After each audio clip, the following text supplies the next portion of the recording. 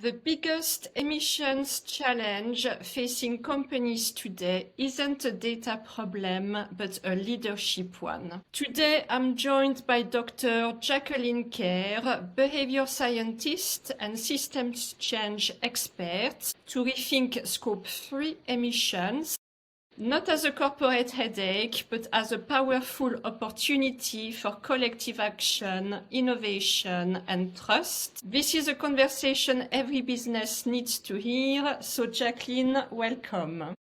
Thank you so much for having me. Very happy to have you today with us. And before we dive into the topic of Scope 3 emissions, I just want to mention to everyone that to support the conversation today, we will refer to a white paper you published in 2025 called Leveraging Your Scope 3 Stakeholder Network, a new leadership paradigm for accelerating action to reduce emissions and waste, and we can link it in the comments of the podcast.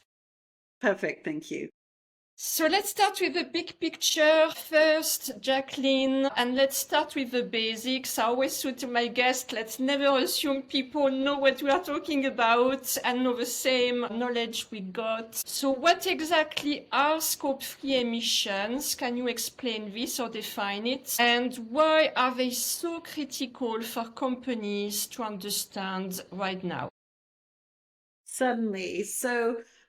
Scope 3 emissions are often the majority of their emissions, so that makes it really important. Unlike Scope 1 and 2 that are within their control, a company's control, that could be what's in their facilities or their transportation or their use of energy. Those are all things that they can make corporate decisions about. Scope 3 is when it goes beyond the company, and it can be things like there's 15 different categories for Scope 3. They include purchased goods, capital goods, transportation, waste, business travel, employee commuting, the processes of selling products, how products are used and sold. So it's actually so many things that are beyond the company, and these 15 categories just seem sort of like, even as I try to look at the list and say them, it's complicated. Most people just think Scope 3 is their suppliers, and they kind of end the thought there and think, what do our suppliers doing? But really, it's the whole process through to retailers, distributors, and employees, and also then our consumers as well. So, and then how the communities and decision makers support all those processes, right? For example, if you say one of the targets is active transportation in your employees, well, the city has to have good active transportation facilities for your employees to be able to do it. So Scope 3 is, to me, so exciting because it's really connected. There are a lot of different sectors that contribute to it, which means there's lots of people who can help solve it. And I think what's really unique is businesses already have this connection with all parts of this value chain. Like if I'm a government trying to do this, or I'm an NGO trying to do this, I don't have that existing connection. But if we think about the life of a product and where it goes through all these potential connection points, corporations have a great opportunity to support and influence those connection points. And so that's what I always encourage people to do. Instead of thinking of these things as categories, think of them as people in a process of change, in a network of change that can help us actually get the job done that we all need to do. Yeah, absolutely. And thank you for that very simple but clear explanation, because I still think that when people hear Scope 3 emissions, if you ask people to define it, probably most people wouldn't, except if they are really focused on it. I really love Scope 3 emissions myself because I think it makes us look at not only our own bubble, our own world, but that we are part of a totally connected world. And that it's by implementing collective action that we get to much bigger results as well. So thank you for that, Jacqueline. So you call Scope 3 emissions the social network challenge over time. So why do you think companies are so stuck today? And what do you think they are missing about the human side of emissions? We are just talking about it and that it's about people. Right, indeed. And I think that's so important because as we think about carbon, like what is that? What does that even mean to someone? Or methane? Like these are just concepts that we can't see, we can't feel, we don't really understand what they are. Versus when you translate it into this is humans doing active transportation, employees doing active transportation. This is people reducing packaging and waste in their distributor manufacturer sites. This is consumers and the choices they're making. You really start to see that human side of it. So I think it's really important to understand that the way our brains work, facts and data and things like that, they can inform us, but they don't necessarily motivate change. We need to have that human side. And really, again, lots of people say, well, AI can solve this, but AI can solve things, for example, in a data center where it controls the heating and the water levels and things like that, where there's no humans involved. But otherwise, AI is just making recommendations to humans. So really, it's just a data point. And then the humans have to decide, are they going to take action? And unfortunately, with emissions and climate change, it's such a polarizing topic, and a lot of people aren't prioritizing it compared to profits, that they have other work they want to do. So really you have to understand that in this space there's going to be a lot of human resistance to change, so we have to have a lot of human support and intervention to help with that resistance. And so sometimes it's not even leading with the topic of scope 3, it could be leading with cost savings instead. Yeah, completely. And it's about making it relatable to people. I really love your approach, I must say, to make the topic a lot more human. Like it's not just about looking at the packaging and emissions relating to the packaging, but the people handling the packaging. Immediately you change the angle and you make it more personal, which is a really good approach. So you argue that traditional top-down sustainability leadership is failing, yet many companies are investing in more data collection. I think that's something we see so often. So if we are collecting more data than ever, why is real progress still so elusive? Is it still the human link missing?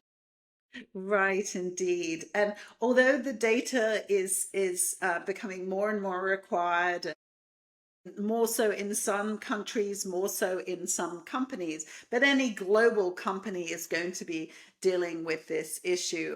I was speaking to a colleague in Australia, and their first year for the first time are going to be getting held accountable. So if you're going to be getting asked the question, why has your emissions gone up and what are you doing about it? That's going to become something that is actually more of a priority and a concern for leaders. But the issue is that this is not like change management. So change management is when you decide what the solution is, for example, say a new software, and you basically implement that through your whole organization, and you're just making sure that people understand why there's the change, how to use the new system, and making sure it's in there. Now, sustainability is so different from that. It's not a one-time switch that we can change. It's not one person that can make this all happen, right? And it's a process of daily behaviors that lead to it. So how often are you actually prioritizing that conversation with your supplier to make sure that they have sustainability in your contract? And then when they have sustainability in their contract with you, that they actually take the actions that are needed. And how confident are they to talk to the people in their organization? They're signing the contract, but what about the people that actually have to do the work? So to me, this is so much more about a process of gaining confidence to overcome all these barriers that they were going to face. They can be political barriers, they can be structural barriers, they can be motivational barriers, and people barriers. There's so many. Actually, that's what we need to learn, is the confidence to overcome those barriers. suppliers. So the data, if we're spending a lot of time collecting data, we are really focused on last year's emissions. Some teams are therefore not focusing at all on next year's emissions. So I've spoken to companies where they've decided to do that. They've actually ended up splitting their teams into the data reporting team and the action team because they're losing sight of action when they're so focused on the data. Lots of companies are realizing that their baseline changes. One, if their ability to collect the data gets better, they get better quality data. It just changes naturally because of the improvement in the quality of the data. So what does that mean? Two, if they bring on a new product or they take over another company that has a different level of emissions, their baseline changes. So it's one of these things that it's not something that's really clear and stable anyway. So how much is that informing us? Yes, we have to pay attention to it for auditing purposes, but like a target of emissions reduction by 2030, by 2050, this doesn't tell us what are the day-to-day operationalized things we have to do to make those things happen. So we really have to step back and break this down into those behaviors. And as I say, it's not just one conversation with the supplier and switch is done. It's like you have to constantly remind them, you have to support them, and you have to really be able to give them the confidence to do the same thing within their organization and with their suppliers, etc. So that networked and that sense of how do we keep this moving is so important. But really on that day-to-day conversations, persuasions, decision level, this big level data, we know these things are going to lead to the changes in the data we want to see. But if we keep focusing on just like these emission numbers that don't mean anything to people in their day-to-day, it can be very distracting. Yeah, you make me think as you were talking because I've been working with big retail chains, and sometimes we forget that our partners can be a really good force to make you look at your own emissions or your sustainability policy because they are going to have requirements from you, and that can really get things moving. And then multiply this by, if it's a retail chain, we have multiple partners and suppliers. So you multiply this by, 100. And all of a sudden you're having like a mass effect, which is really positive. Mm-hmm. Mm-hmm. And everyone says that, somebody is somebody else's scope 3. So I know companies are enjoying seeing that difference where they're being asked about their scope 3 now. So that's helping them be able to align that pressure. But again, I also think, like you say, it's the fact that we are all connected and that we shouldn't go into it like a corporation shouldn't go into a supplier or a retailer saying, do this thing, right? It's much more about the retailer that or knows how to solve and operationalize the problem at their level. They are going to have the solution, and that you need to learn from that. And even some companies have, their suppliers perhaps have been doing better on their emissions, and they can teach the corporate, entity, if you actually did this in your processes, you could be better too. Like, we can't have this top-down assumption and this sort of usual power hierarchy that works. This is really about the people closest to the problem are going to be solving this problem, because the solutions aren't reduce emissions. The solution is, how do you make those changes in your workflow, in your operation, in your practices to reduce emissions? Yeah, absolutely. And where you have control, where you have power Right. of influence, isn't it? Yeah, but that's the thing. I think people are now arguing that they don't have power. Like the SBTI is sort of saying, oh, should we give companies, more slack because they can't control their suppliers? And it's like, yeah, it's not about control, but it is about influence. And influence isn't just like persuading someone to do something when they don't want to. Influence is supporting somebody to do something that is better for us all. So I think if we can think about this as, how can you support people across your whole value chain? To me, that's just, a small sort of shift in that emphasis, but that's what it's about, instead of control. Yeah, I think also we forget that influence is something we do all the time. Otherwise, we wouldn't be successful with any business. So it's like giving a priority to emissions and curbing emissions and exerting the influence we already have, because we do, otherwise we wouldn't be in business. So to continue on the conversation on this, Jacqueline, because that's something we do hear often when it comes to scope 3 emissions, it often gets brushed off as out of our control. So how dangerous would you say is that mindset, and what does it cost businesses in the long run to think like this? Yeah, and like we mentioned, that thinking is maybe also being sort of accepted and reinforced if there's going to be changes to the accreditation process. I think it's real. I understand that feeling too of we can't control whether there's, good bike lanes in our communities for our employees to bike on. It certainly feels out of your control, but it's also then, but actually look, you have a reason to partner with the city and influence them to support your employees, but to support the city as a whole. And how about if you co-invest together? And also that idea of that shared ecosystem solution does reduce the risk for any one partner in it. When we look at water reuse, say, from some of these data centers, again, if the company with the data center can work with the community itself and the utilities to invest in the right type of pipes for water reuse, then everybody benefits. So it's that way to think about as the partnership as reducing risk and sharing responsibility and creating bigger change. I think that's really important. So, I mean, as we move into the legislation, for example, of end producer responsibility, there is going to be legislation and fines coming if you aren't managing what happens to your product at the end of its life, and if you don't design it to have a place where it can be reused and become circular. So I mean, the legislation is definitely going to be creating more.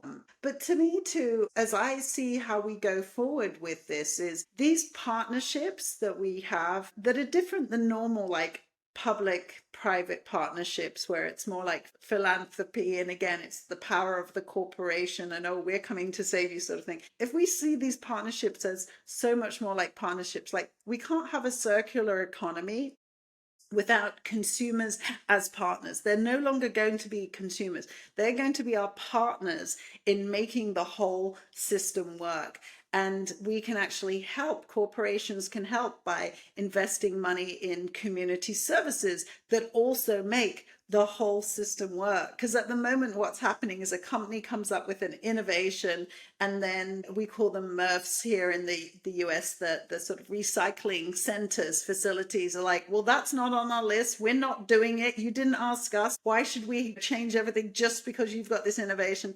There's a negativity there. And then consumers have no idea what to do in the process. Whereas again, if you start by thinking about this from the beginning as a whole system and bring everybody involved as a partner to find that solution together, then all parts of the system are going to work better. So that's what I really see it is. When we see this as a partnership of multiple sectors, then we really can have the scale and impact that we want.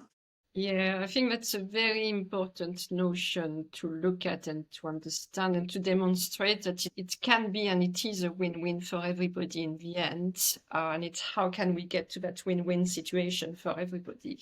And when you think down the line too, as I think about, the threats to the supply chains from extreme weather, then we need community resilience. And again, here in the US, there's definitely de-investment in that. But that's then when corporations can step in and say, what can we do to make, energy and goods closer to where people are living so that they can control it more and be more ownership of it and have trust that we're here for them as a community. And that creates capacity and resilience that is going to keep the supply chain open and moving going forward, plus give consumers a very different experience of a relationship with the company. And I think that's going to be so key going forward.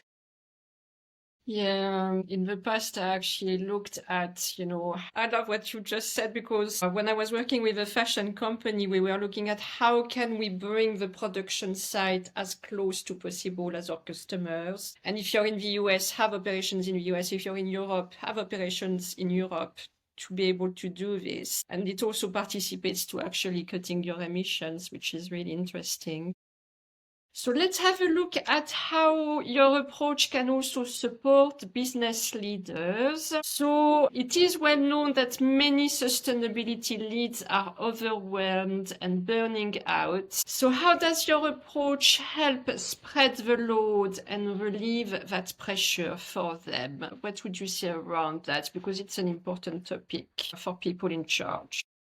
Indeed. And I think that is just going to get harder as we go forward because lots of companies are really struggling with budgets and resources and personnel. So we're not going to have more people coming in to help, and we're not going to have governments coming to the rescue, right? So we really have to understand we've got what we've got. And so how can we maximize it? So again, I think often as sustainability leaders, we do take on that moral responsibility and wear that mantle quite heavily, like we're the only one that can make a difference. And the point is we need everybody to do their part, even when they don't want to, even when they don't have that passion. And that's what this is about, is so you probably are the wrong influencer for those people anyways. Don't think that you can do it all, because actually you're the wrong person. I love the example of the lady that gets her whole plastic life into a jar. And literally my kids watched this as part of a school program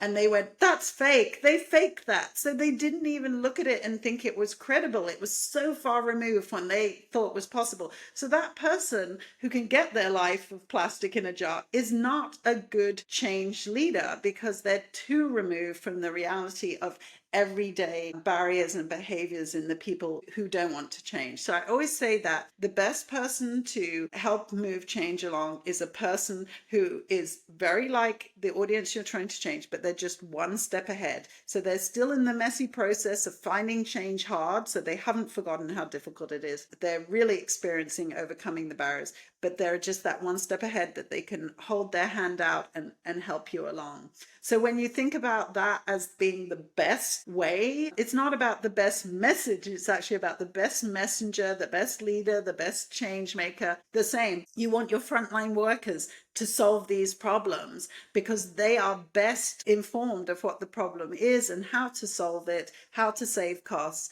right? They are the ones that are going to be able to solve this. So if you are going into it thinking only I can do this, not only will you burn out, but it's actually really misinformed, because like we've talked about this, the solutions are coming from those closest to the problem. And sometimes the solutions are coming for a different reason, like cost saving or energy independence, and they have co-benefits for emissions. So again, if that's the priority that we have to lead with to get the co-benefits from emissions, that's also important. So sometimes as a sustainability leader, we're always coming in with our priority and then we lose buy-in from others. So I think that's really important. And then the other part is we can't possibly, I was speaking with a leader this morning who can't possibly know how to implement sustainability in their legal department. Like, the lawyers are the ones that are going to be able to take what is this issue and translate it into the legal activities they can do. A sustainability leader can't possibly do that. So it's really understanding that our job is to support those people, to facilitate those people, not only because they have the expertise that we need, but also because they need to own the process, and they're going to be the ones that can persuade the next person along the way. So again, it's distributing the leadership, it's empowering other people. And empowerment isn't just go your own way. It's empowerment is giving people the skills and the support, and if possible, the resources to actually own the process themselves. So again, that's going to really help when we take the role as facilitator and catalyst. And again, we can use technology to help us do that as well, right? Yeah, it helps connect people in ways that it hasn't before. So that part of it is great.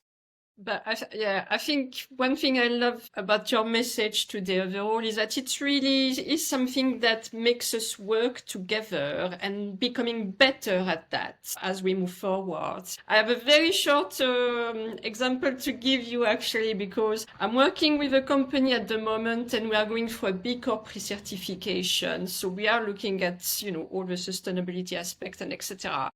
And initially, we wanted someone to be in charge of it because the whole team is not there anymore. The one who was, who started the whole process of B Corp certification. And that person in the business initially didn't want to be in charge of it. And at some point, he did a complete U-turn because he thought, actually, it would be good for me to have this on my CV. So that's what we were talking about earlier. What's the win for him, And once he had bought into the win for him and he saw actually the benefit he could take from it, we were working on it together. He wasn't on his own, so he had support as well. And then for me, it was so great that he was in charge of it because he knows everybody in the company. When elements are missing, I need to ask this person and involve this person. I need to involve this other person because we need, financial input, etc. And I would have been absolutely unable to do this without him myself. And this is when exactly what you just described, you need a whole network of people to participate. It's not just the role of one person, which is really interesting. And that's such a great example. I love it for lots of reasons. One, the person who doesn't want to do it, but then actually thinks about it seriously and persuades themselves that they do want to do it. That sort of person is like a convert, and they're so more evangelical because, like, if we try and tell people to do things and then they do it, they haven't persuaded themselves yet. So they're not actually bought in. But when you get someone that really doesn't want to do something and they kind of have that conversion, oh my goodness, those are the people that are really going to be so much more credible in the eyes of other people. They're not like, it's that hippie sustainability person. They're like, oh no, that's that truck driving Bill. And he actually believes in this too. So it's like so much more genuine from that point of view. And another company that I've been working with, they had created a peer group together, and the different people I interviewed to say, why did they take part in it? And this was their way of like being able to translate the goals into each operational unit, like marketing, like procurement, like legal, for example. So one of them just said, well, I've got to do this in my job, so I want to do it better so it's easier for me. They didn't want to look stupid in front of their suppliers when they couldn't answer their questions. Another one did it because it gave him new skills and networking opportunities, and he loved becoming the go-to expert about this. I mean, it really changed. He developed networks. He got a job in a different part of the company. Like, it was a huge opportunity. And the third one was very much more around, had this totally different strategic vision now, and he could actually be in a very different position in the company because he understood the details and could really implement strategy differently. Those are the things that motivated them and were the positive outcomes, right? So yeah. Yeah, completely. All great examples. Yeah, and it's important to make it real, isn't it? Yeah. So thank you for these additional examples. Absolutely love them. So if we go back to your findings, Jacqueline, you found that empowering stakeholders can deliver a 604% ROI. So can you explain what's driving that return and why are pair networks so effective? Right. So there's kind of two questions, two parts to that. So the reason that we got such good return is, again, we used frontline workers to solve the problems. So they knew exactly where the cost was coming from, where the waste was coming from, what processes were adding to emissions, right? Because they were the ones that were doing it day to day and actually knowing. So that was the big part. So we essentially, you're giving them some training in leadership, saying, okay, leading change, to be honest, not even leadership, but it's more about change. So saying, okay, you're going to do this change process. You're going to come up with these ideas. How do you know that that's the right thing to change? How can you test whether it makes a difference or not? Just so some really basic sort of innovation, experimentation principles and tools, and then really sort of helping them see, okay, yes, I can do this change. I can track whether it makes a difference. And then again, that's the success. And also thinking about it, are there any other barriers along the way? So it's really about ownership of change at that frontline level. And the reason why, again, peer networks are so effective at this is back to the example that I mentioned before, where the company had brought together peers. They all were experts from their business unit, but they didn't know much about sustainability. So again, you don't want to be the one that doesn't know what sustainability is or looks stupid about it. But you go in a group of peers and you all don't know. And the sustainability leader is facilitating that, but everyone's at the same place. And what they bring together then is their expertise in how to translate it. And each of them is respected for that unique expertise. And then they all learn about sustainability together. Now, some people make progress further, faster, or, further because their challenge is less.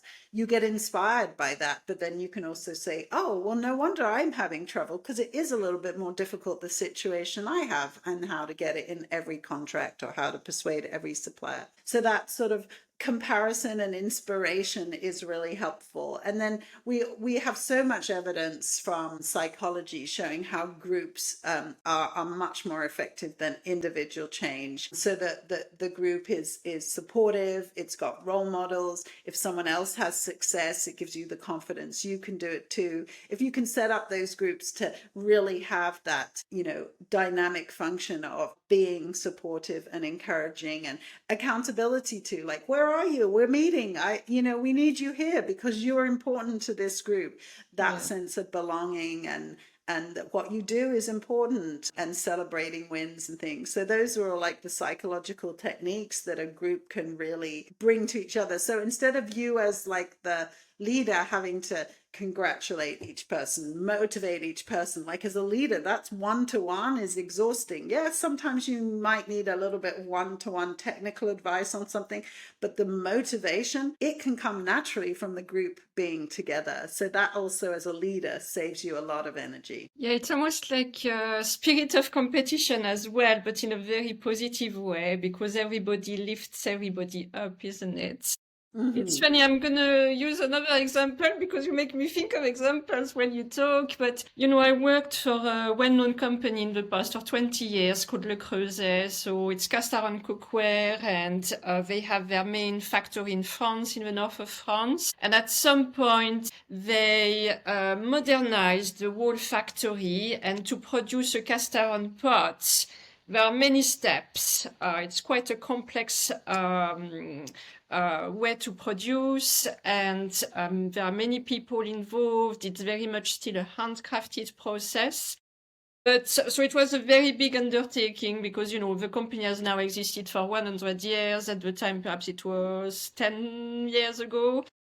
So it was a very big undertaking for a very successful product globally. But I remember that the new factory director, he had such a human approach, which you would have loved because that's what you are all about. And he really worked with all his teams, both individually and collectively, to relook at every part of the factory process, tapping into people's expertise, like you mentioned earlier, because everybody has skills in their own area. And they looked at, this is working really well today, but you know what you're doing. You have the skills, you have the expertise. How can we do it better? And he's done this for every single part. And it's been such a wonderful journey to be part of, even if I wasn't working at the factory, because just to see how he was able to handle a whole factory with all its people. And it can be also old mentalities sometimes. We're talking of managing change. It's a big thing. But it was so beautiful the way he managed that. It's one of the leaders I've enjoyed looking at the most, because even when you would interact with him, there was such a human aspect in how he was approaching, the challenge, because it was a big challenge. And in a way, it was also exactly like you described. It was also everybody coming together, because it can't just be one part of the factory, one part of the team. It's got to be everybody also coming collectively. And if you have a team coming with great new solutions, our other team is going to think, oh, what can we do? How can we challenge ourselves? And this is really Yeah. how you build momentum. It is so beautiful. And you made me think of this. Yeah, yeah. And I love actually like one of the key questions that you're giving an example and that we sometimes get wrong, but it's really important to ask is what can we do better? Because essentially people know the system. They are the expert in what is already happening, and you're asking them what is wrong with it and what can we do better? Often in these situations when we think we're managing change, we say, okay, what do people need?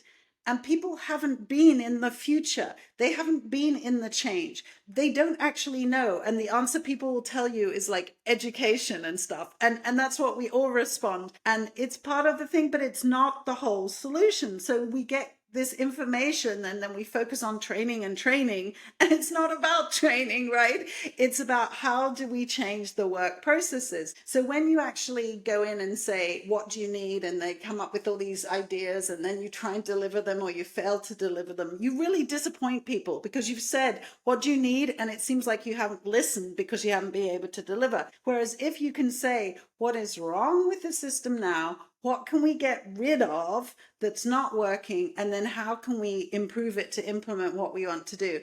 It's such a different way of approaching it. And it means you take things that aren't working off your plate. You have more room to focus on what's working. So I always call that like a de-implementation focus as the way to start to get buy-in and success, because then they trust you as a leader because you actually did something about the thing that wasn't working, versus which is often easier to do than to create some whole new thing that meets some need that maybe not isn't even the need that will make a difference, So I always caution people when they say, let's do needs assessment, because it's not always the right way to go.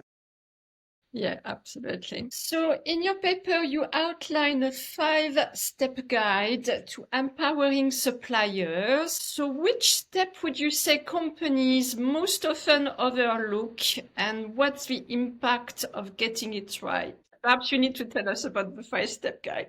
Yes. So again, this is about thinking about buy-in. So if you go to a supplier and say, do this for me, and like this has been happening, so the companies will go to suppliers and ask for their scope 3 data, and they may go to all this effort, provide it to them, and then hear crickets, hear nothing back, don't know what it means to the company, and then the next time you go they don't answer the phone. So that's the question. Lots of people are feeling like their suppliers are ghosting them right now. It's because either they've got other priorities or they helped you last time and it just didn't have any benefit for them, and it didn't even seem like you cared about all the effort they'd put in. So again, I think about number one is really showing that this is about a long-term relationship that you're going to have with them, that you understand what it's going to take year on year, week on week, and that you understand it takes effort. This is not a switch we can change, right? It's going to take effort, repeated behaviors, new ways of working.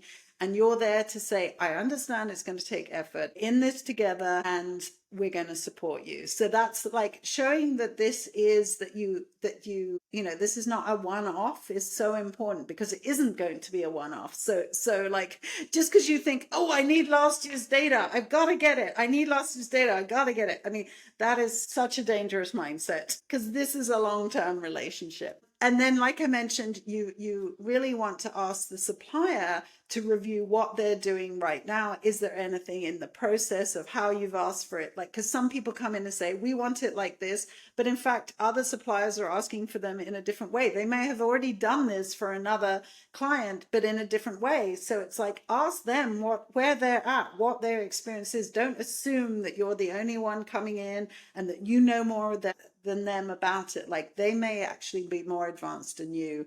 And then also is there anything in this process you can do to make it easier for them? Well, maybe you don't need to use the software you were planning to, because they've got another one that's working for them and many other clients, sort of thing. So thinking about those adaptations to show that you care about what it is, that you understand the effort the supplier has to go through. Again, really asking them for their own solutions because you want them to be feasible and effective. And again, you really value their expertise around how this is going to be solved. You don't just care about the data. You care about that this is, yes, data is part of this, so we can get our baseline, but actually we care much more about reducing it. This is about how you're going to do that. And then, if you're taking the role of actually helping them go through the process, remember it's something that they potentially have not done before that could feel overwhelming. So it's always that step-by-step guide of really sort of plotting it out, holding people's hands along the way, because that's what develops the confidence. And again, if they have to, within a supplier organization, talk to other people, persuade other people, how do you give them the confidence to do that? It doesn't just end with your conversation with them. This is something that they are also going to have to take and influence other people. And then again, anything you can do to actually, have a process of tracking the progress that you're all making, because that tracking of progress not only is motivating because you see where you're getting there, but that's why, again, when we have these 2030 or 2050 goals, they're so far removed from reality, right? We have to have, okay, every day, what is it I'm doing? Like, what is those step-by-step things? Little steps. Yeah, little steps, but also then when you track them, it's not only, oh, we're making those steps, but it's remembering I have to take those steps every day. I have to keep reminding my supplier's supplier that they need to do this, right? Again, these things are just not one and done conversations, one and done behaviors. It's this constant. And when we think about behavior change, I think that's something people forget. At the beginning, it's all about reminders and reinforcement and support. Yes, when something becomes a default, then we can sort of forget about it and it's in the system and it's working. But again, because this is never just one person and one moment, that person has to influence all the other people to do all the things they have to do. So it's so much more effort required. Yeah, and I was thinking perhaps also a piece of advice is, people need to invest in tackling scope 3 emissions, like they invest in their pension pot. 2030, 2050 seems far away, but if you start now, the efforts accumulate. And I'm hearing more that, like, from that investment point of view, that like family legacy companies understand this much better because they've already had the family legacy and they want the family legacy to carry on. So I think because of that human part of the family, right? It means they care about the next generation, because we do all, in some ways, we do care about our kids, and we care about, grandparents care about their grandkids and things. But that seems so, removed in the business context, except for like really family-based businesses. So they can be some of the great leaders in this space because they believe in it as part of in a different way. Yeah, that's a really, really good point. So let's talk about mindset shift and busting now. So you have studied the science of behavior change, Jacqueline, and many brands, you say, think if we just educate consumers more, they'll change. So why are you saying it is a myth, and why don't mindsets shift first, and what actually works? Can you tell us? Yes, yeah. And again, it's really important for us to sort of think about this as, it's about 10% of people that want to do this and that want to change. So let's think about, although there's probably 80, 90%, sorry, let me rephrase that. There's about 10% who are actually doing this, right? And there's probably 80 to 90% who want to do this, right? So we definitely know, and well, maybe not even that big. And then there's definitely a big group who say, like, this is not my responsibility. I don't want to do this. I mean, it's hard to tell because I was thinking about a recent survey where they were saying 90% of people do want change, but maybe within that 90% are the some that are doing it. But we have to understand that there's very few people that are actually doing things. So like when we say to people, what do you need? We ask, they will often say education, but we have shown this so much in behavior change that giving somebody knowledge basically makes them think about the decision they're going to make and maybe feel more positively about the decision they're going to make. But that's really just means you get stuck in good intentions, and the gap between good intentions and actual behaviors, let alone the behavioral habits we need, right? The repeated behaviors is such a huge gap, and you don't get across that gap with information. Back to thinking about employees again, like just because the legal person knows that, you know, if we do this, emissions go down, it doesn't mean how do you translate that into your legal contracts to make sure it's in there, right? It's not the same. You can't just say the words, you can't put the equation in, right? So that's what I sort of say. It's like carbon math is the equation of, you know, do this and emissions go down. That's just the equation, but you can't put that equation into a legal contract so that somebody else does it, right?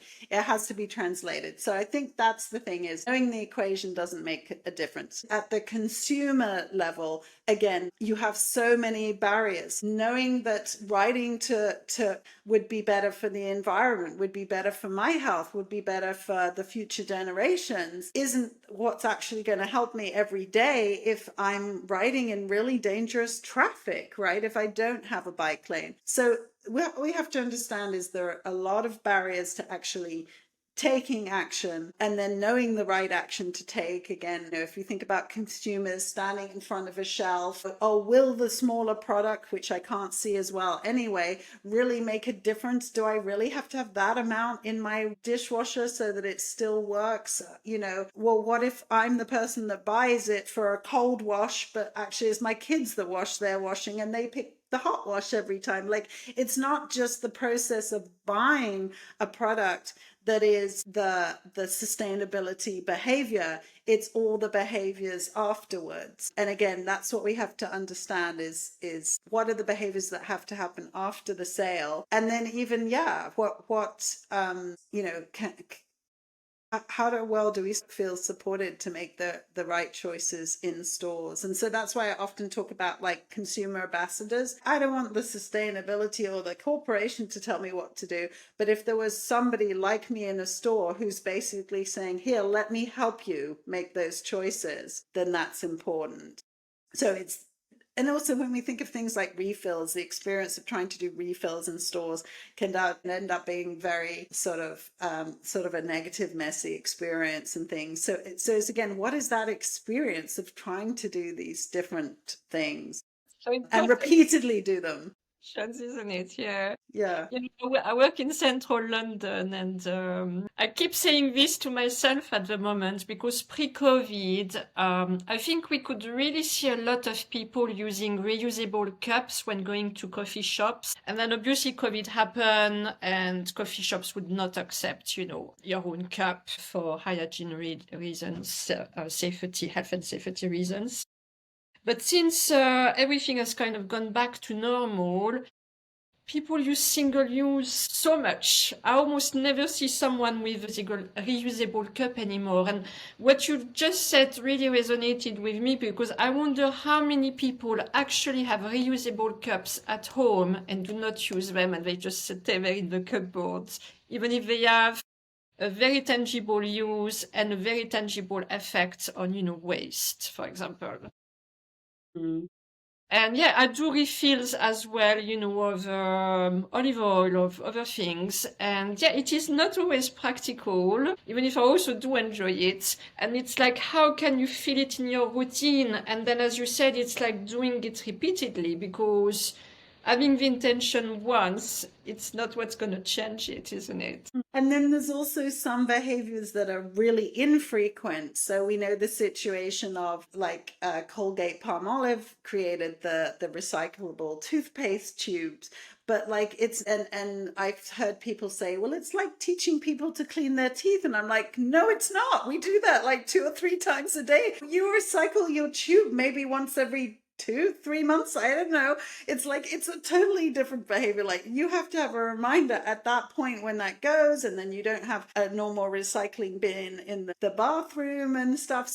It's much harder. And so that's why I was saying what you need in that situation is a tooth fairy. So the tooth tube fairy is the person that comes around your neighborhood every few months and collects these for you, because that part of it is that, oh yeah, Nancy, the tooth tube fairy's coming. We've got to remember to keep hold of these because she cares. And then she takes them to the recycling place and they're like, no, we don't accept these. But they're like, oh, but Nancy just went to all that effort of collecting them for maybe we should accept these, and Nancy and the recycling place goes to the city and says, hey, look, people want to do this. They're really making an effort, but we don't have the support. Like that's a totally different way of driving change than saying, let's teach people to recycle toothpaste tubes like they clean their teeth. I mean, it's just like, in my mind, I'm like, hold on, that just doesn't make sense. Great example. I really think that it is the gap we have currently between, as you said, the 80%, 90% of people who have the intention. If you ask them, most people will say, yes, I want to help, but then it doesn't happen in the facts. And that's really the gap we have to address today.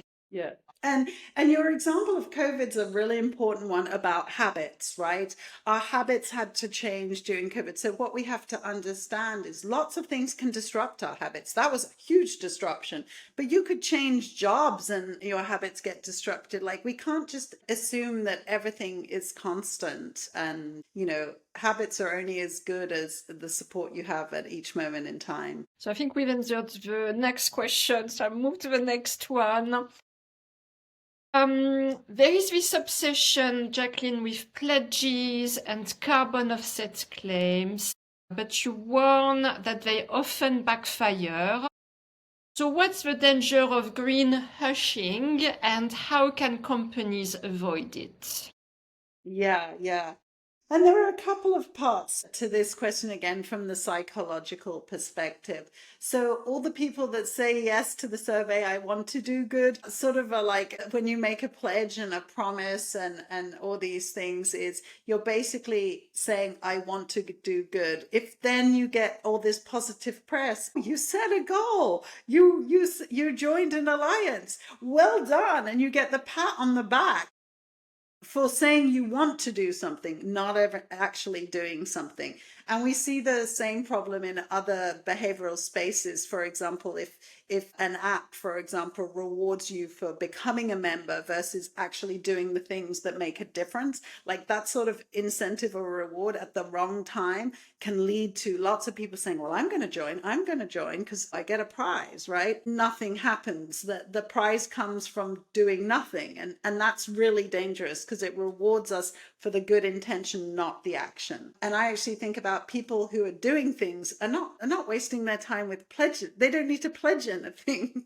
They're doing it already, right? They don't need to join and sign a pledge or, so that's I think is interesting. I mean, I think in some cases there are that sense of, oh, let's do this together so we can keep each other accountable. But to me, that's a very different sort of peer support context than sort of a pledge. It would be accountability to actually the behaviors and the actions. So yeah, unfortunately, lots of companies have had the positive press of setting goals and making pledges. So they kind of feel that's enough. Now, the issue of greenwashing is definitely has evolved over time, because previously like companies would make a claim about, well, this product is recyclable or something, and it was a false claim that they hadn't necessarily had the partnership with the recycling organization, so it could be possible they just made something they hoped people would recycle. And so again, some companies have been actually fined for that that type of behavior. So does that mean they then don't try to do the things to do better? So, you know, there is definitely downsides of making false claims, and there should be. But at the same time, I don't want companies to be punished for trying, right? Because I think that's also really important. So I see a lot of companies, they have set these SBTI goals. They are failing to meet them. It doesn't surprise me they're failing to meet them because they're not getting the support, certainly not from an organization like SBTI, to actually put in the budget and personnel needed to make the change. They're just being given the carbon math and they don't know how to use it in everyday business behaviors. So I'm not surprised they're failing. I don't think we should be chastising them for failing. I think we should be saying, what support do you need to succeed? Like, that's how we should be going. But now there's a whole different political element around greenwashing right now, because in the US, it's more risky to talk about climate action that you're taking. You know, there can be definitely, you know, reputational risk, but also potentially legal risk from sort of spending your time on something that the government is saying is a waste of time. So it's a very difficult situation. So in my mind, in that sort of scenario we're in here in the US, where companies are starting to go quiet on sustainability, I'm okay if those that were being loud about the false statements and the big pledges are going quiet, because those were distractions and a waste of time anyway. So I'm okay if that goes away.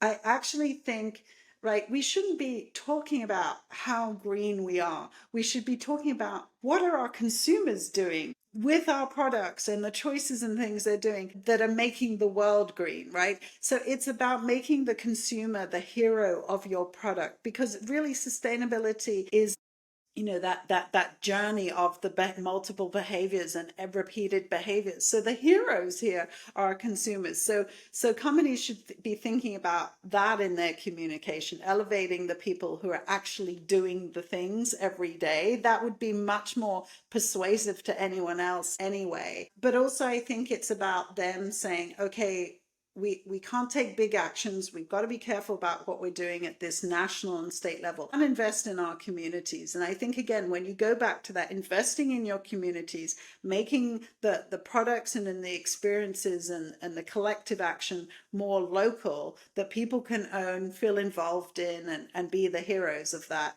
I think that then creates vocal allies. Those people want to talk about what they're doing. So you as a corporation don't have to worry about what you're saying. You know, the proof is in the people that are taking action in your supply chain, in your value chain, to make a difference. So I actually think it's a really good time to invest there and have those people be your vocal allies, because they're more genuine. They're really doing the thing. Like, you can see they're doing the visible thing, and their reasons for doing it are just so much more relevant and related to what other people want to hear. So that's where I think we have an opportunity in this terrible moment to actually make other spokespersons.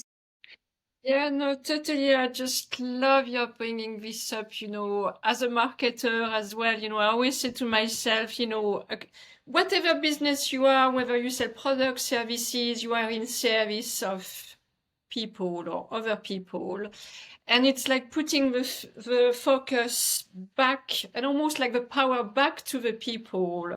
And your approach in that respect, it's exactly what any really successful company does. Is look at your consumers first. And this approach, when it comes to sustainability or sustainability marketing campaigns, it's really important. So I love that you're suggesting this. Yeah, and I keep sort of referring to that. Like, I think they just think it's some switch that we can turn on and everything's going to change, but it's not. It's about people supporting each other, about people doing repeated behaviors, repeated conversations, repeated actions. And so, yeah, it's just not as like business as usual. So it needs a different It was solution. showing the examples more and more. There has been a brilliant campaign, because I know you are from the UK originally. I don't know if you saw this actually when you came to the UK recently, but there is this company, Notpla, that does packaging made from seaweed, so it's immediately biodegradable, and they won the Earthshot Prize several years ago. And they partnered with Wimbledon for the first time this year. And you know that at Wimbledon, strawberry and cream is an institution. And this year, for the first time, they created the packaging for the strawberry and cream, and everybody had it in their hands. And I thought, that's almost like the best PR possible, because everybody wants Yes. Wimbledon, right? But that's such a good promotion of an incredible solution, because when you think of all the packaging and single-use packaging we waste every day, it's like putting it in front of people, but in such a positive way as well. And the more people do this, you know, the people who bring the solutions to the table and make it like part of our everyday, the more we move the needle forward. And you're right, it's about how can we make these repeated actions again and again and part of our everyday lives. Yeah, yeah. And I think that's one of the issues too with marketing, because marketing has always been sort of celebrity driven and aspirational driven. But it's like, okay, this stuff is just like, me recycling or, doing the composting or other things like that. I'm not going to be inspired by some famous person who does this. Like, I have to be, it's somebody like It's me who. something to think of an aspiration, isn't it? No, exactly. They're not aspirational behaviors, right? Yeah. But if we make it a default for people so that they don't even have to make the Yes, choice, that's the best.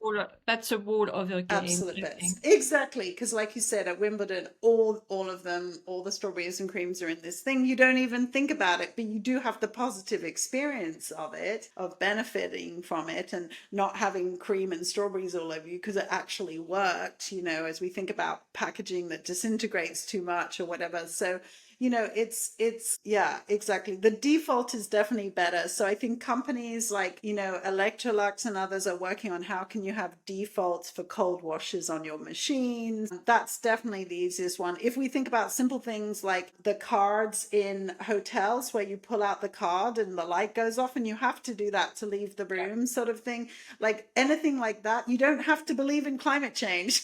But you do have to pull the card out to leave the room. Decision made for you, right? And that's what we need. So lots more defaults. You were talking earlier about the situation in the US, and I can tell you we support you from Europe. But I've heard quite a lot of people saying this year, you don't have to talk about climate change to actually do something about it, and we need to remind ourselves about that as well. Yeah.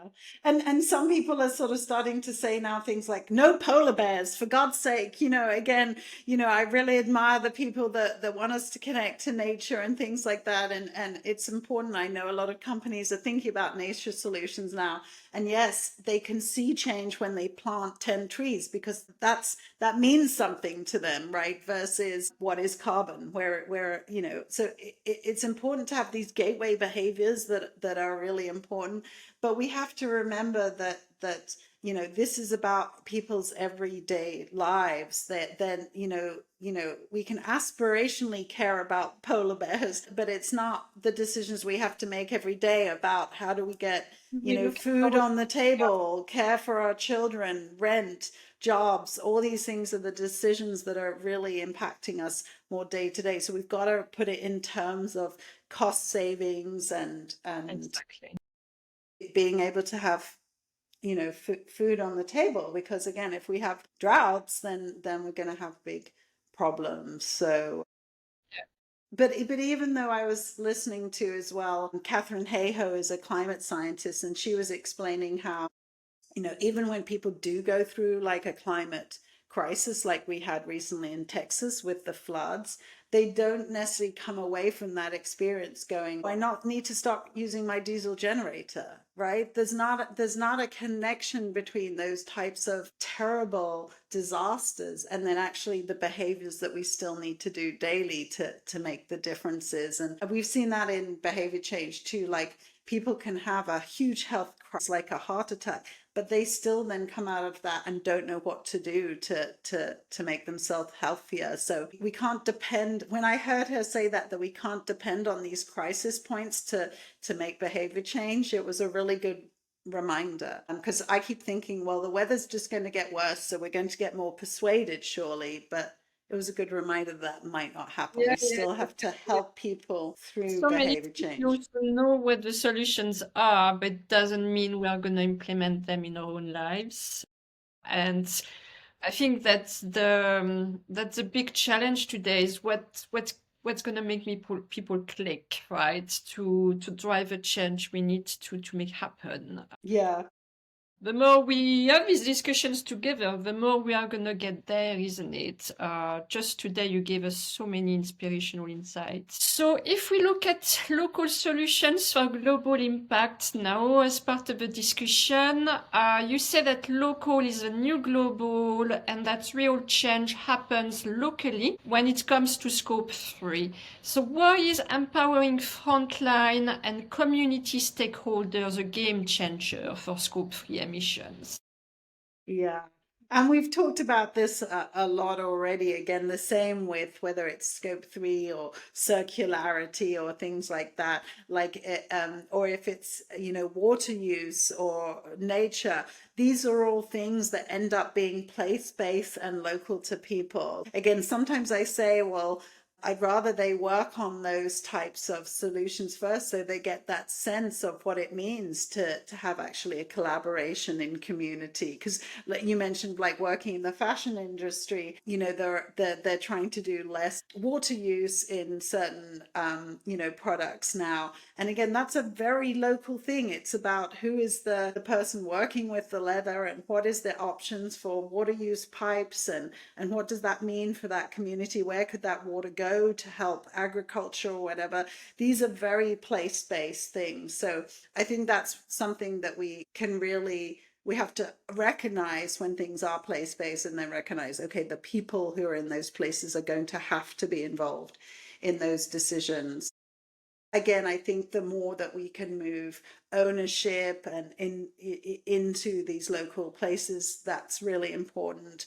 Again, you could argue for someone, get solar panels on your roof because it helps with energy independence, right? It doesn't have to be because of climate change. So that sense of, yes, I can gain more control of my life if I own more of it. I think that's something that's going to be very motivating for folks. And then as we talked about, the closer that you can actually have production or services to places, not only is that building community and knowing that you've got the service support around there, but it reduces, transportation and other things. So I think those are also important ways. But again, like we spoke about, the people who know the solution are closest to that. So that is your frontline workers, that's your factory workers, that's the people in the community who know whether they've got the infrastructure that's needed to make the change. So yeah, it's there's not a switch we turn at the federal level and then suddenly all these things just appear magically in our communities that support us. Our behaviors are every day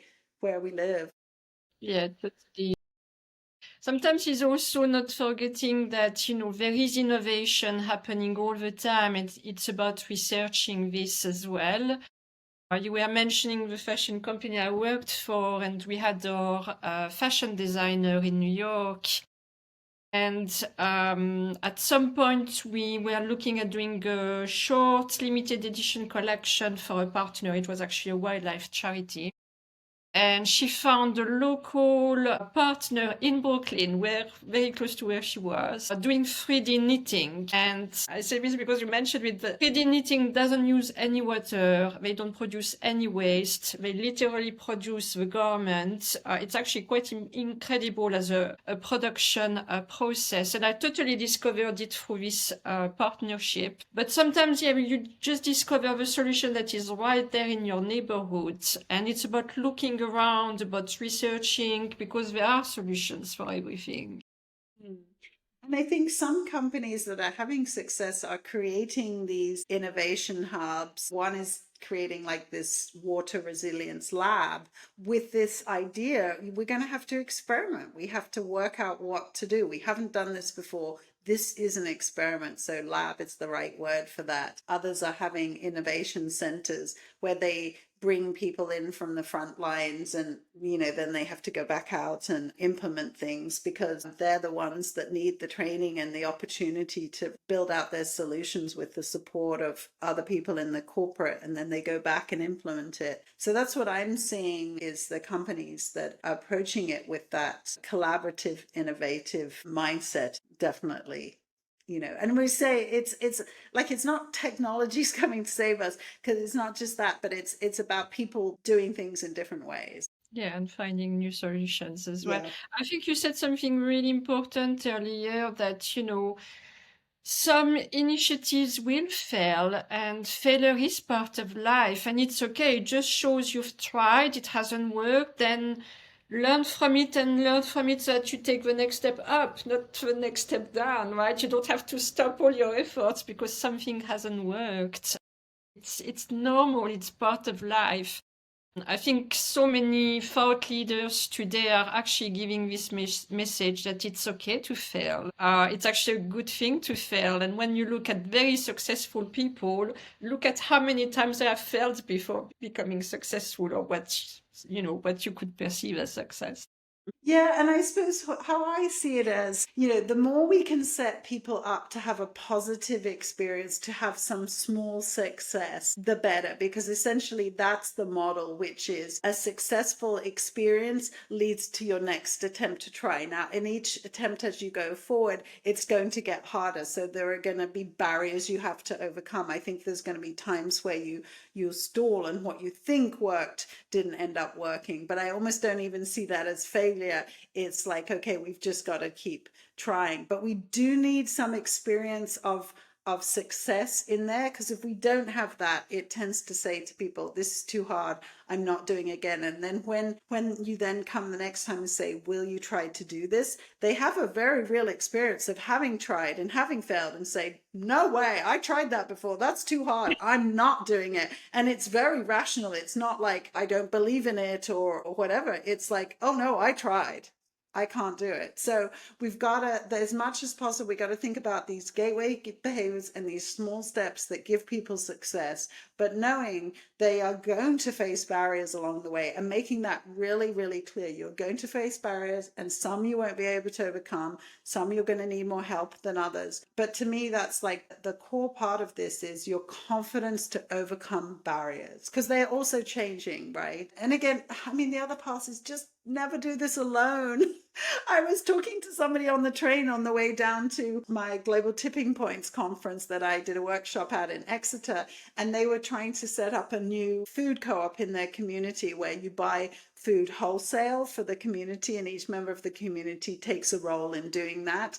And it's really fantastic because you get food at cheaper price, but it also builds community. And so he was saying to me, so what message should I give out to these people? And I said, well, who are you working with? And he was like, well, not anyone yet. And I said, well, you need to have a group of you doing this, because you need to know who's the gossip, who's the gatekeeper, who's the influence in your community. You need to know. And it's like, and he's like, yeah, I haven't ever talked to my neighbors. And I was like, okay, that's where you start. You don't start with your co-op sustainability message. You start by finding other people who can lead with you, that have got the skills. Like you have the vision and the co-op and the sustainability skills, but they probably have the people persuasion skills more than you. So go find those other leaders. So again, that's what leads to change. Like when we talked about, does mindset change, or does, what leads to mindset change? You have a positive experience of change, and that leads to more change. That's what we have to have. So again, just inviting anyone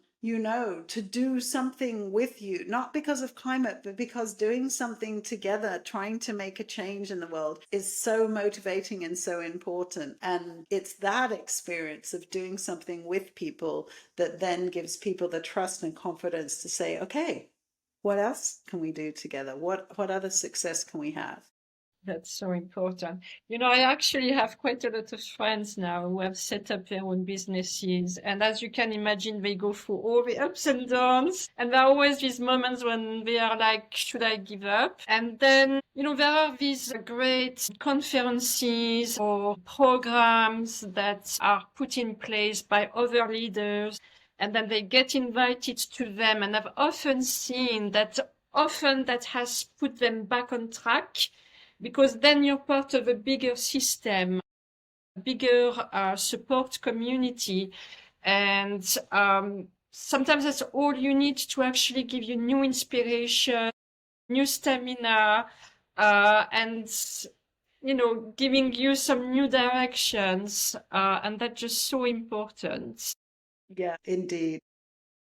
So let's talk about systemic strategy, because you compare Scope 3 leadership to public health interventions or climate resilient cities when it comes to leading large-scale change. So why is that, and what can corporate leaders learn from these other sectors?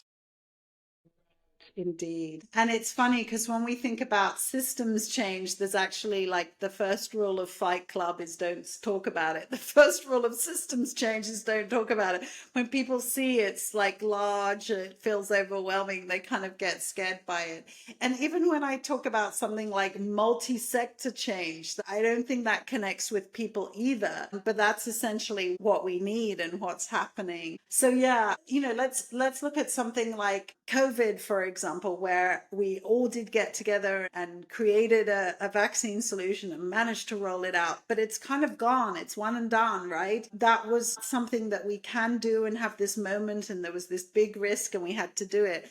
But it's not really like what we have to do now, which is all sectors. It's not just the vaccine companies that have to get it right. We've got, waste, emissions, governments, communities, corporations. There's so many parts to this puzzle. And I think people that can also be very overwhelming, but it's like, yes, but they are also connected and supported, so we can have that spread, which is important. And so I compare it more to like chronic disease prevention, because like if you're trying to prevent obesity, just telling people to eat less doesn't make a difference. They've got to have the right foods in the neighborhood, the right support, access, and things like that. And again, they're going to have to do behaviors for the rest of their life. And it can be, you don't necessarily see the benefit till a long time in the future. So I think that's much more what we can learn from is these chronic diseases where their future, it's not visible, but we have to do a lot of hard work now. And again, I see lots of leaders saying, oh, there's health benefits of sustainability, let's sell those. Health didn't sell health, so it's not going to sell sustainability. What you have to sell is people's control over their lives, the experience they have today. And concepts like climate and health are just too nebulous, too in the future. They're not concrete enough. So we really need to think about that in terms of the comparisons we make and what we learn from. But again, when we learned from like obesity prevention, we learned that we actually had to make these changes across cities, across all parts of cities. It had to be in schools, in healthcare, in families, in churches being supportive, corporations creating different products, in government policy. It's across everything. And it's possible. We've changed a lot. We still got a long way to go, and we made a lot of mistakes. But that to me is like the type of change we have to be thinking about and learning from.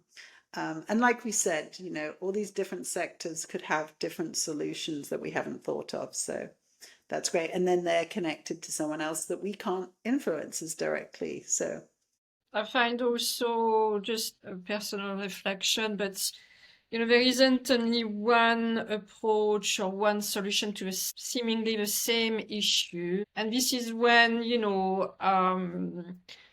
having people approaching this issue from different perspectives, different angles, different life perspectives can be so useful, because you never know which one is going to resonate with you for some reason, because you're going to relate to that person more. And we see that a lot in the fitness world, or, people who are trying to eat better, for example, that type of things. And sustainability is the same. People are going to tackle the sustainability angle in different ways. And that means people are going to enter the space in different ways as well. It's like when we went a lot more digital with our worlds, when we are a brand, you never know what touch point people are gonna get in touch with you and with your brand. Perhaps it will be through your website, perhaps it will be through a catalog, show where you go, etc., your social media, and something is gonna resonate with them and something else is not. And what is it? You don't know. So the more people, exploit angle, and this is when the mass effect can happen, and this is why it's important more and more people come on board, because everybody has a different voice and a different perspective, and you're gonna always have your own tribe and your own people gonna resonate with you and others not. Recently, there is not one person in the world who is gonna be loved by everyone. It's never happened. It will never happen. Yeah, and I think that's so important to think about this, because I keep talking about gateway behaviors. Are your clothes your gateway behavior? Because you actually enjoy doing vintage shopping, right? Is plastics your gateway behavior? Is food your gateway behavior? Like, there can be so many different gateway behaviors that people have. So we have to just meet them where they're at around those things. Is it energy that they're going to want on? Is it, yes, they like producing, they like gardening, so they want to produce foods. What is the thing? Is it that they like cycling, so they want to work on cycling infrastructure? Like, meeting everybody where they're at for those gateway behaviors and then moving from there.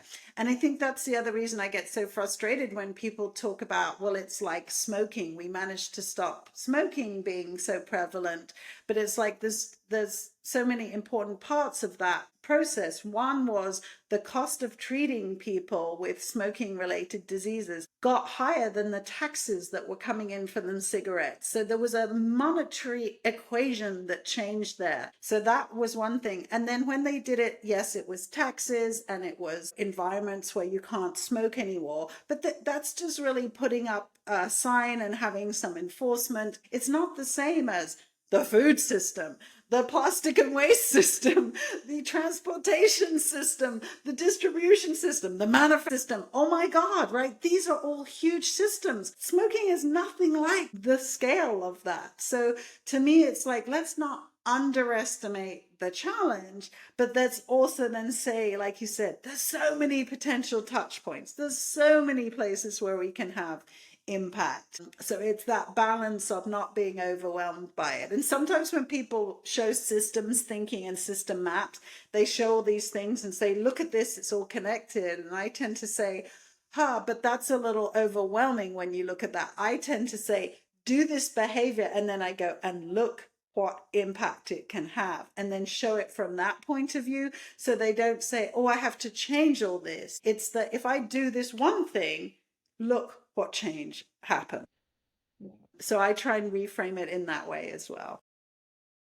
Yeah, very, very good, Jacqueline. So 2 slightly broader questions before we finish. So if every company took the stakeholder-led approach to Scope 3 that you are advocating for, what would change in emissions, in trust, and even in business resilience? Great. No, lovely question. Thank you. Yeah. And we've talked about this a lot already in terms of, we're going to get, if we have more resilient communities, then we're going to have more resilient customers, more resilient supply chains. So that is going to make a business more resilient. If we have ways of reusing materials, then resources are going to last. I mean, companies can't survive without resources and without customers. So we need to make these things still survive and be possible. Again, when we take this people-centered approach, appreciating the work it takes, the repetition it takes, and providing support and really understanding who those messengers are and that it's genuine and it's someone that's actually doing this and they're like you and they're just one stage ahead. Again, that all develops trust. And again, all these things, like we know the things to do to reduce emissions. It's do we keep doing them every day and do enough people do it? And so that's the approach I have, is to make sure that the things happen every day.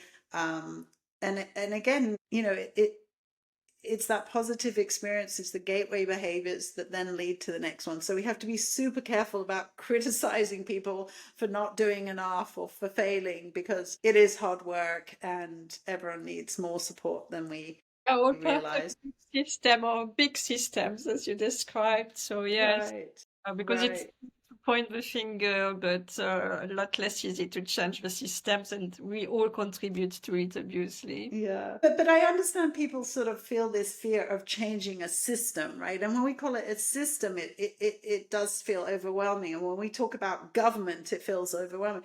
But it's just people in every place. It's people. People make a system, and they're just people like you trying to do their best in the job they're doing. And if you can help them do their job, or you can give them a reason why what you're trying to do aligns with what they're trying to do, that's how we get success. Again, that's how we get policy change. I've worked in that space as well, where basically community members actually start making change happen and then reach out to policymakers and say, here's what we've been doing. We'd love to scale it more. Would you like to be involved in scaling it? It aligns with your other policies here. And policymakers are like, thank you. The other approaches, you could go to, council meetings and send petitions and protest, and like it just doesn't result in positive change. So it's really having that, really believing that everybody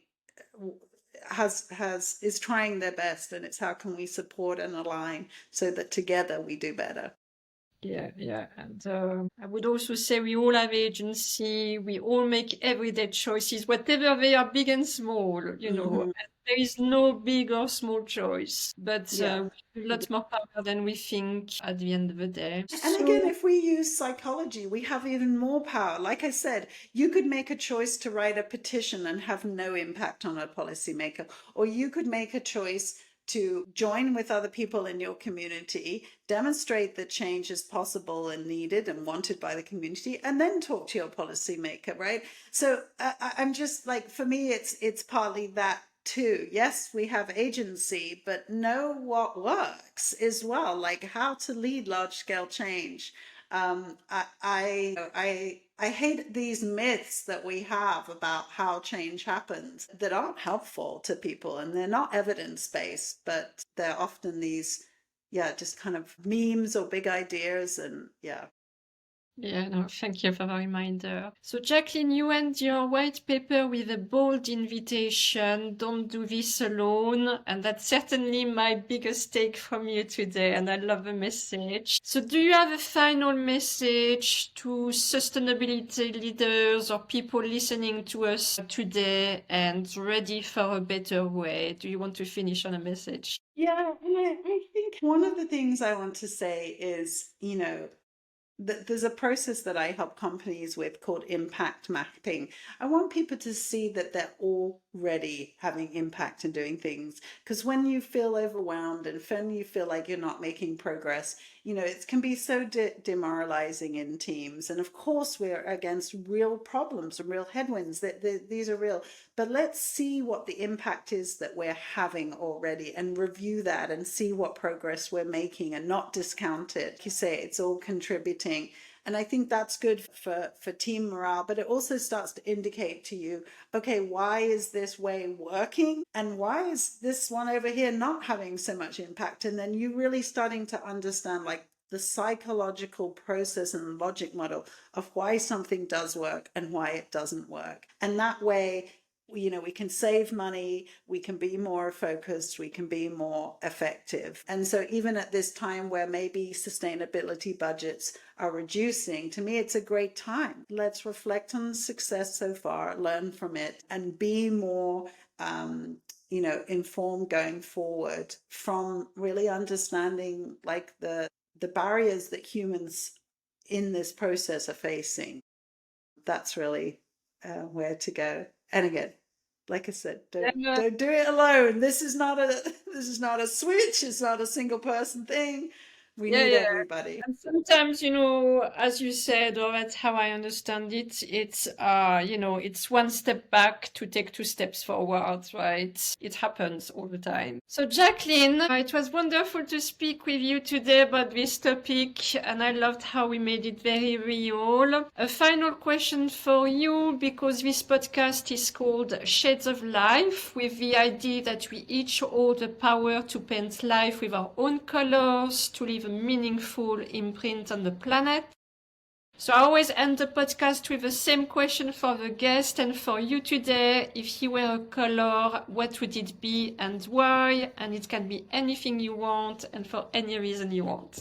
And I feel so like, well, it's obvious, but my color is green, even though I'm wearing my pink dress today. My favorite color is green. I love green. I love I love green. I love being out in nature, being in green spaces. I will literally touch a tree and I can literally feel something change in my body. So for me it's that, but also like green is go, let's go, like this is positive, let's be positive, let's keep on that on the green traffic light. We're going and keep finding those greens in other people where they're having success. I want dashboards where we can see the green. Yes, we need to know that there's some red and orange there, but let's have those greens so we can keep saying, that's what I got to keep doing every day because look, it makes a difference. So green is my color, not because of like green hushing or green product. We need to have more than greenwashing. We need to have a positive green. We need green. Green is go. Green is natural. The nature. Yeah. I'm just even as I look up, I'm looking at the leaves in my garden and feeling so grateful that I have green leaves around me. They really energize me. Completely. That's really the color of nature, and we need to keep connecting with it. Yeah, absolutely love that. I love green myself. Jacqueline, that was such a pleasure to have you today, and thank you for all your wonderful insights on Scope 3 emissions, and I hope we've inspired people about it. It's important to know what they are and also to inspire people about what they can do about it, because as you said throughout the conversation, we can all do something about it and work together towards tackling them. Indeed. Thank you so much for this opportunity and for the work you do. You're very welcome, and thank you to everyone for watching and listening today. We will add all the relevant links in the comments of the podcast section. Thank you.